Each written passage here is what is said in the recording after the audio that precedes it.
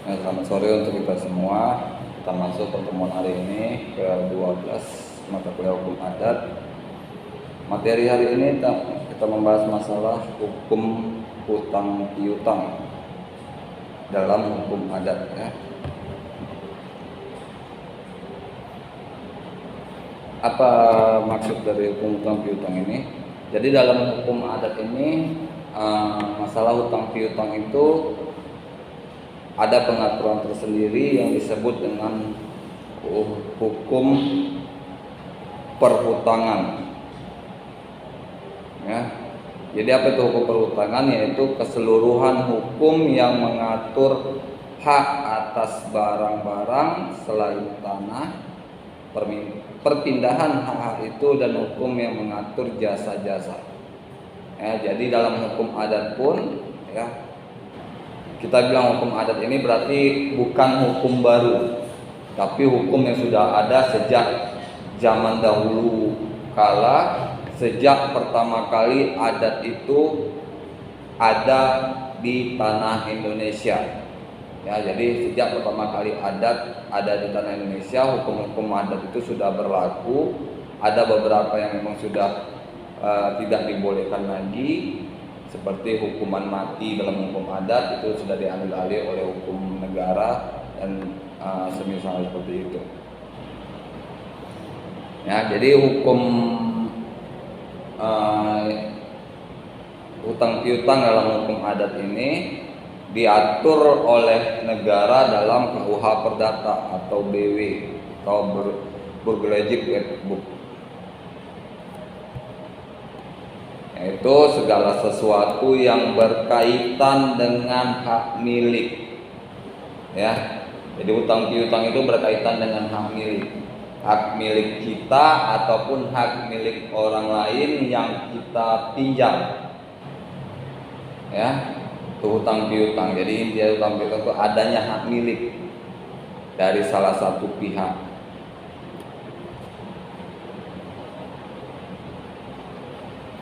Jadi hukum perhutangan dalam hukum adat ini dapat meliputi hak atas rumah, tumbuh-tumbuhan, ternak, dan benda lainnya. Ya. Apa itu? Ya jelas kalau hak atas tanah atau rumah, kalau dalam masa sekarang ini kita beli rumah itu dengan sistem KPR. Itu hukum perhutangan. Ya. Tumbuh-tumbuhan mungkin dalam dalam salah satu kelompok adat ada mungkin ya, misal contohnya begini, si A punya lahan ya, punya lahan ditanamnya bibit tapon sawit misalnya ya, tapi dia nggak ngurus, disuruhnya ke orang dengan perjanjian.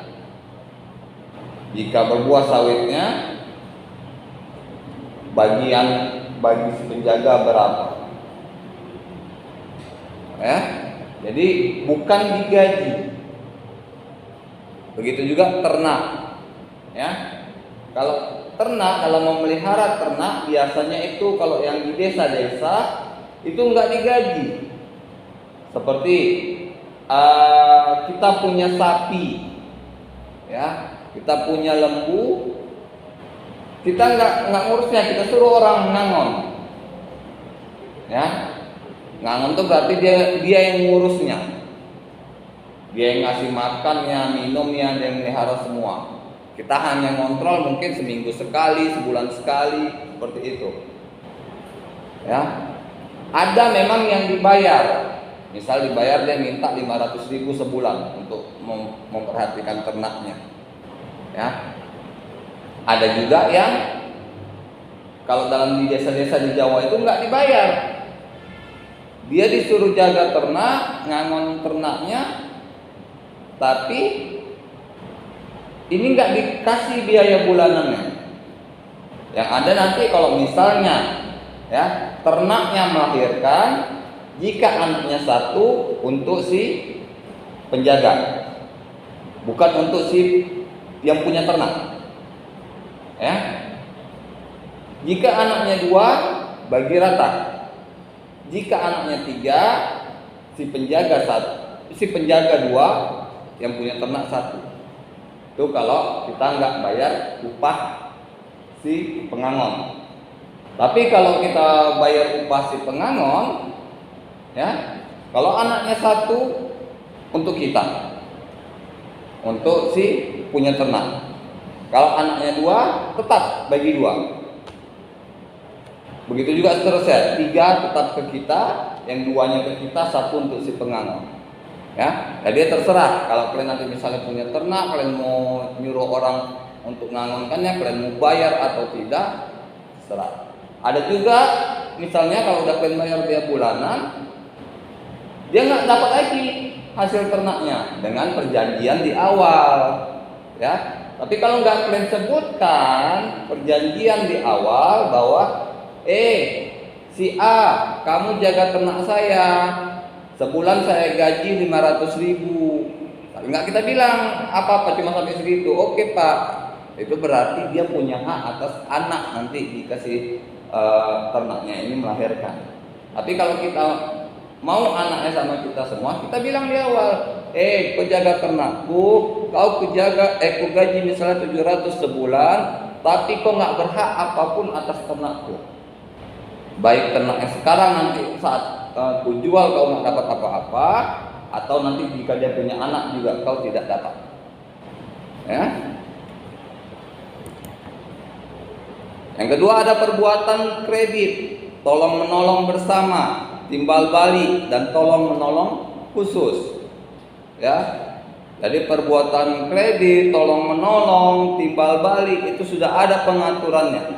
Samanya ini semuanya. Ya. Sudah ada pengaturannya dalam hukum adat sejak zaman dahulunya. Setiap adat itu ada mengatur tentang perjanjian kredit. Mungkin dari perbankan, kalau sekarang itu dari perbankan, kalau dulu mungkin dari lembaga-lembaga adat dananya. Ada perkumpulan yang berdasarkan tolong menolong. Ya, dalam kelompok masyarakat itu bukan hanya dalam hal satu marga, satu kebiasaan, tapi ada juga yang berdasarkan tolong menolong dalam satu daerah. Lain yang marganya, ya berbeda marga mereka, tapi mereka bekerja sama membangun desanya, membangun daerahnya untuk ditinggali bersama. Ada perbuatan kredit perseorangan, ya. Ada perbuatan yang merugikan penagih hutang,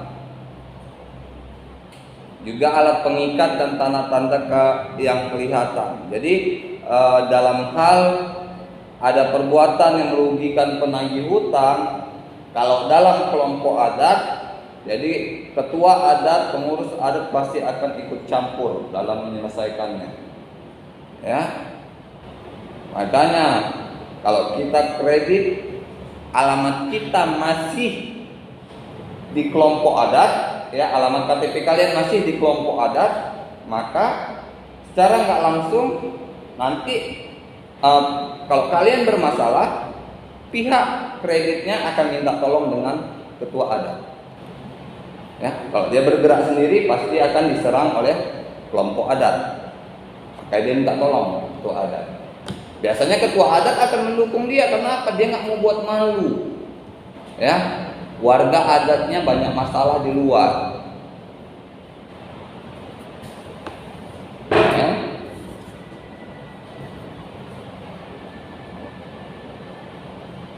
Ada yang di sini hak atas perumahan, tumbuh-tumbuhan, ternak dan barang.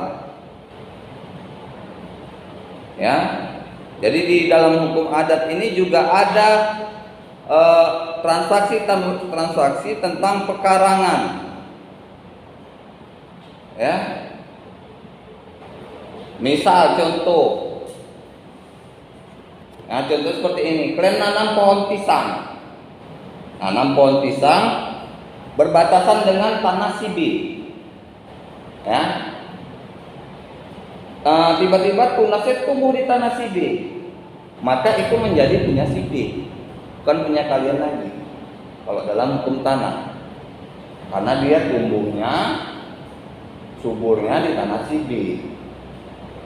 Ya, walaupun itu sumbernya dari kalian, berkeras kayak manapun nggak bisa, itu tanah dia. Ya, sepenuhnya jadi hak dia.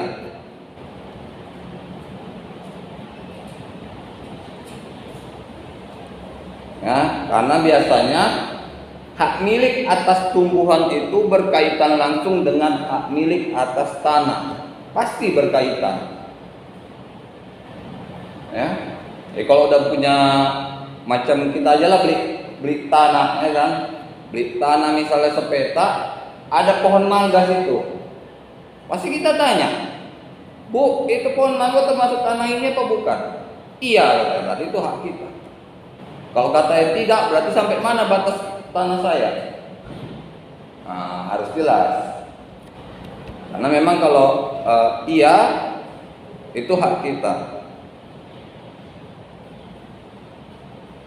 Ya, ada hak milik atas tanah terkait oleh hak milik atas rumah tembok. Ya.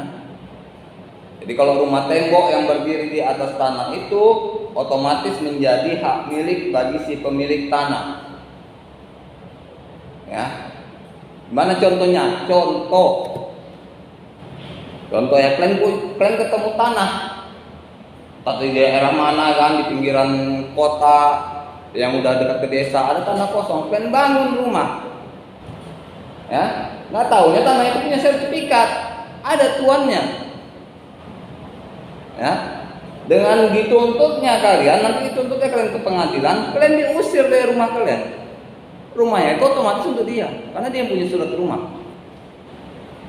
Ya kan? Kalian bangun rumah di tanah, nggak punya surat. Ya, nggak tahu entah tanah siapa. Kalian bangun, ya udah, kalau memang ada yang mengakuinya, itu menjadi milik yang si punya tanah. Kecuali kalau dalam undang-undang pokok agraria ada ditentukan bahwa kita mendiami tanah tersebut 20 tahun secara berturut-turut. Ya, 20 tahun secara berturut-turut dan tidak pernah berpindah, nggak ada yang mengusik, maka tanah itu menjadi milik kita. Ya, kalian ketemu tanah nih di pinggir hutan, kalian bangun rumah, kalian udah tinggal di situ 20 tahun lebih, nggak pindah-pindah di situ aja. Ya, kalian digugat orang ke pengadilan bahwa itu tanah dia. Kalian gugat bahwa kalian udah tinggal di situ selama 20 tahun. Apa buktinya? Tanya sama KDS saksinya, buktinya izin tinggal dari KDS segala macam ada semua. Itu tanah jadi punya si yang menempati. Enggak ya, 20 tahun. 20 tahun tanpa berpindah-pindah.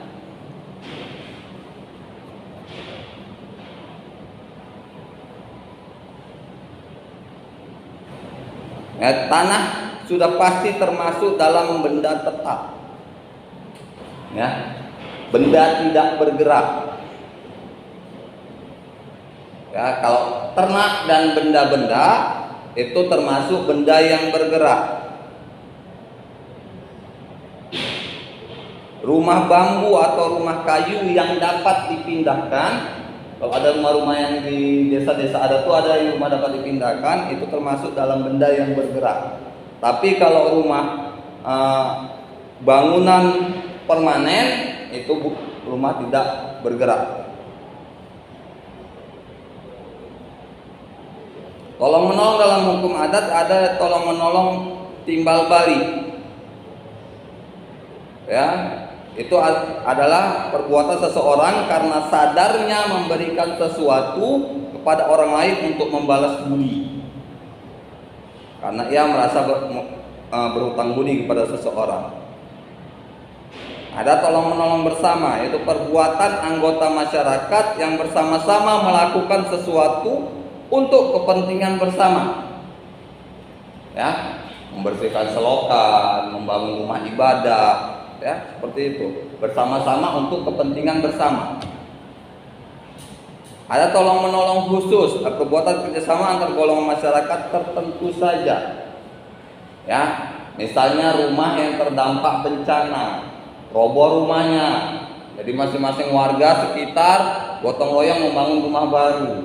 Jadi itu dilakukan bersama-sama, tapi untuk satu tujuan saja, untuk seseorang saja, bukan untuk dinikmati bersama.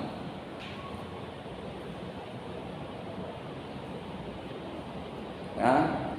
Ada juga di hukum adat itu perkumpulan. Yang pertama perkumpulan kematian. Apa ini maksudnya? Perkumpulan kematian itu perkumpulan ibadah jika ada orang mati. Ya. Lihat ya, kalau ada orang mati di agama apapun, Islam, Kristen, Hindu, Buddha, pasti dalam prosesi terakhirnya ramai orang, ya kan? Tanpa dikomandoi. Mungkin memang udah diingatkan di rumah ibadah kalau setiap ibadah, ya kan?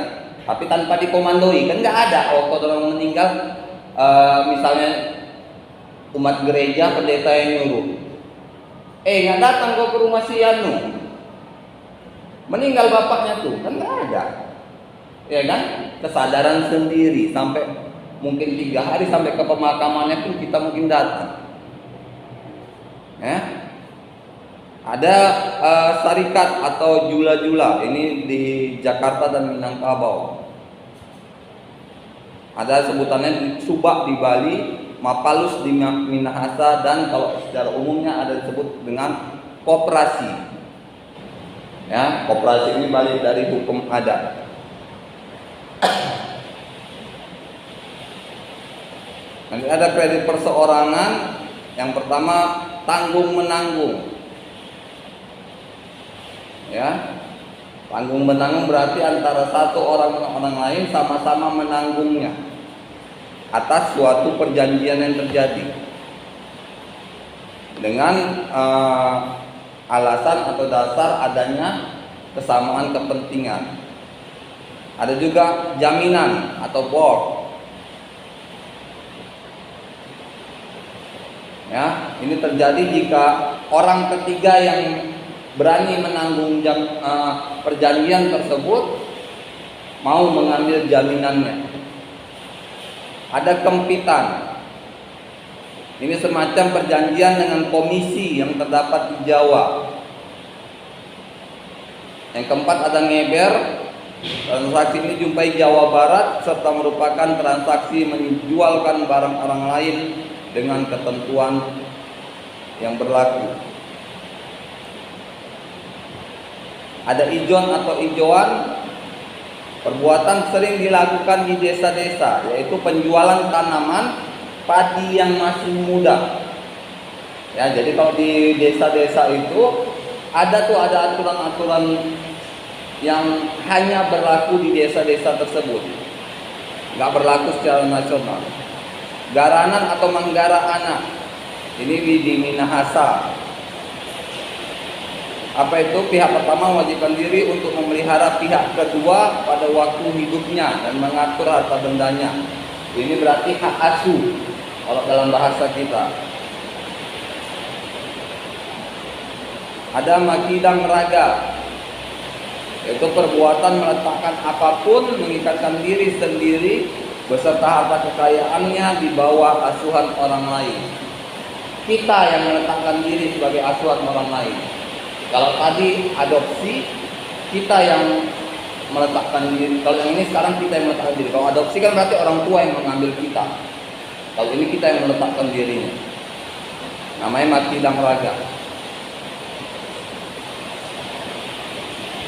Ya, yang terakhir ada alat pengikat atau tanda kelihatan atau panjer, yaitu si penjual harus menjual barang kepada calon pembeli yang sudah membeli panjar. Memberi panjar. Jadi kalian kalau membuat perjanjian jual beli, misalkan menjual tanah, ada orang nih udah nawar tanah kalian 150 juta, udah deal, udah ngasih panjar, ternyata besoknya ada yang nawar 170, kalian nggak boleh batalkan yang pertama, ya, kalian bisa dituntut. walaupun dia belum melunasi ya. Misalnya dia baru membayar misalnya 10 juta berdasarkan kesepakatan bersama. Ya. Besoknya atau lusannya ada yang menawar lebih tinggi, kalian nggak berhak menjualnya. Secara nggak langsung itu sudah menjadi hak pemilik, bukan hak kalian lagi. Ada juga si pembeli harus menepati janji untuk membeli barang tersebut. Ya. Jadi kalau kalian sudah membuat perjanjian, menaikkan perjanjian ingin membeli sesuatu barang dengan sistem kredit, maka kalian selesaikan. Ya. Kecuali memang kalian tidak sanggup lagi membayarnya, ya. Misal kalian kredit sepeda motor untuk kebutuhan kerja, tapi baru setahun kita sudah kena PHK, maka untuk nggak dikejar-kejar, pulangkan aja sepeda motornya. Kita juga nggak ada masalah, panggil pihak kreditnya. Saya udah diberhentikan kerja, nggak tahu kapan lagi sampai dapat pekerjaan baru. Ini saya sudah nunggak sebulan, saya sudah nganggur juga sebulan, saya mencari pekerjaan belum dapat. Lebih baik kalian ambil saja motornya, selesai. Daripada kalian dikejar-kejar tiap hari, ditodong di tengah jalan, diambil motornya. Ya, tuh ada kejadian, ditodongnya bukan diancam, diminta sepeda motornya. Ya, karena kita merasa bersalah karena kita nggak bayar, ya kita kasih. Ya, inilah pertemuan kita hari ini. Silakan isi absennya, kita ketemu lagi di yang